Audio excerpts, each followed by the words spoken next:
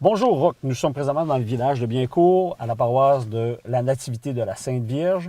Nous allons visiter une église qui a été bénite en 1933 et on va entendre un carillon manuel qui date du début des années 50.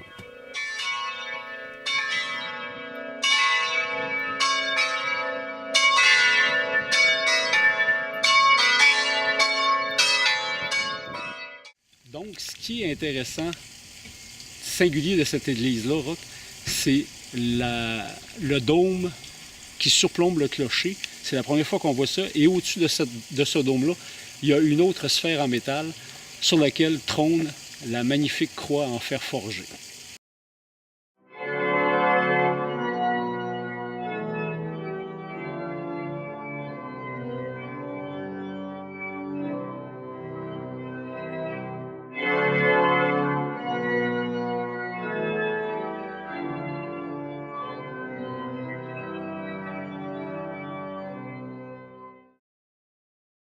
Nous sommes dans l'église de la Nativité de la Sainte Vierge à Biencourt. Nous sommes sous le jubé, un jubé qui a été coupé pour créer un local qui sert entre autres d'espace pour un columbarium et aussi un espace où se donne la catéchèse pour les enfants. Nous voici dans la nef, une voûte à 3 vaisseaux, arc à plein cintre. Le principal est en forme arrondie, les 2 latéraux plats. L'intérieur de l'église de la nef finit en petites planches, ce qui donne un cachet vraiment unique. Pour le chemin de croix, il semble que ce soit d'origine, donc en plâtre, puis il y a eu un traitement qui lui donne un aspect métallique.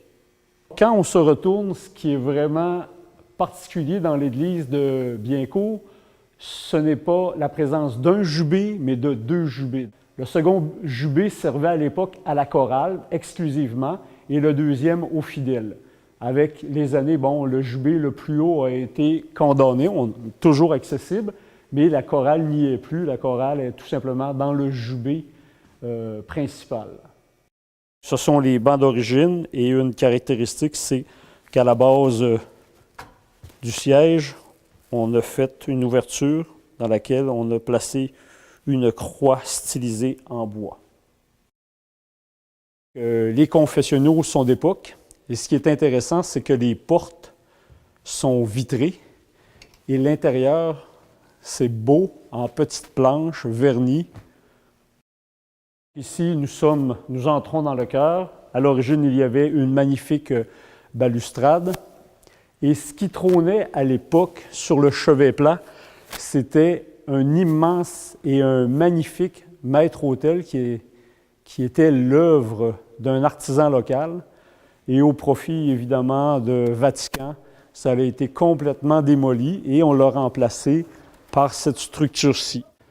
À l'époque, l'immense crucifix était sur cette colonne-ci et ici, il y avait la chair qui a été enlevée. Quand on rentre au bout du déambulatoire, ici, il y a le bureau de la fabrique. Et si on continue, on arrive sur le vestiaire du prêtre, qui est une pièce massive, une très belle pièce. Nous voici dans le jubé, où la chorale prend place.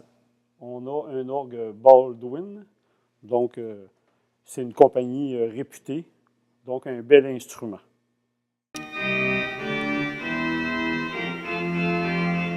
Donc, en conclusion, Roch, la fabrique réussit à boucler son budget annuellement sans trop de problèmes. Évidemment, jamais avec des excès de surplus. Et le bâtiment est aux normes, puisque quand il y a des besoins, des rénovations, restaurations, ils font un appel à tous et la population répond. Donc, c'est bien.